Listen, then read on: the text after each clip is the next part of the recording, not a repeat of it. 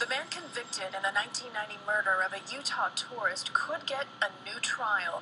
Johnny Hincapie spent 25 years in prison for his alleged role in a deadly mugging in Midtown. Now, the judge says that prosecutors neglected important testimony. CBS2's Jessica Schneider has more from the courtroom.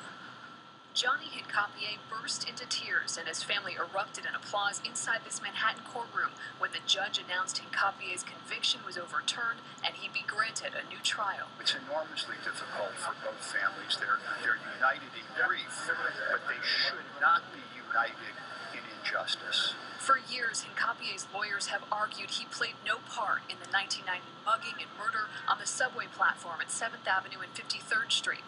22-year-old Brian Watkins was visiting New York with his family from Utah to see the U.S. Open that Labor Day weekend. A gang of teens mugged his father, and when Watkins stepped in to help, he was killed with a knife. Johnny was innocent since the beginning.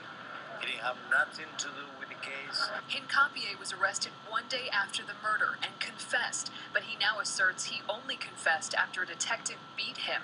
And 3 new witnesses have also come forward, saying Hincapie was not even on the subway platform that night. He didn't rob anybody, he didn't kill anybody, he was falsely and wrongly accused. Hincapie's family embraced outside the courthouse, relieved they'll finally have their son home after 25 years in prison. I need it today.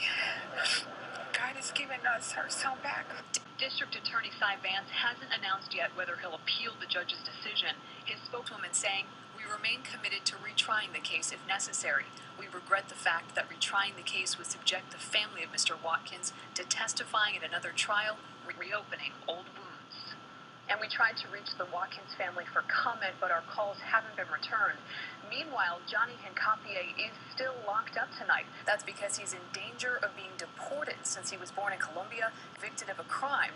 Even though his conviction has now been overturned, his lawyer wants him to stay in jail until they get that deportation order cleared. Maurice and Christine. Okay, Jessica, thank you. Thank you, Jessica.